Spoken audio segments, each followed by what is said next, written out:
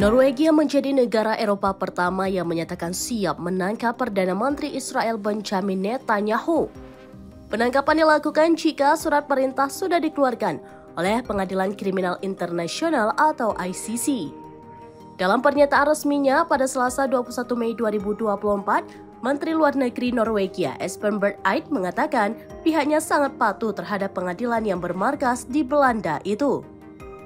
Sebagai negara anggota ICC, Norwegia wajib menangkap Netanyahu jika pemimpin Israel tersebut menginjakan kaki di negaranya. Dilansir dari Anadolu Agency via Tribun News pada Kamis 23 Mei 2024, Eide membenarkan bahwa Netanyahu berisiko diekstradisi jika mengunjungi Norwegia. Setelah ditangkap, Netanyahu akan langsung diserahkan ke Den Haag untuk diadili di pengadilan. Eide berharap negara anggota ICC lainnya juga berani menangkap pemimpin Israel saat mengunjungi negara mereka. Sebelumnya, Kepala Jaksa ICC Karim Khan resmi mengajukan permohonan surat penangkapan terhadap sejumlah pemimpin Israel dan Hamas. Pemimpin Israel yang dimaksud adalah Perdana Menteri Benjamin Netanyahu dan Menteri Pertahanan Yoav Gallant. Mereka dituduh bertanggung jawab atas kejahatan perang di Gaza.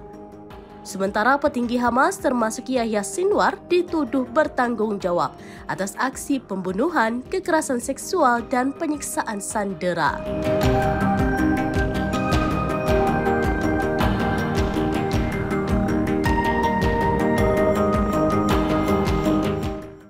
Download Tribun X sekarang, menghadirkan lokal menjadi Indonesia.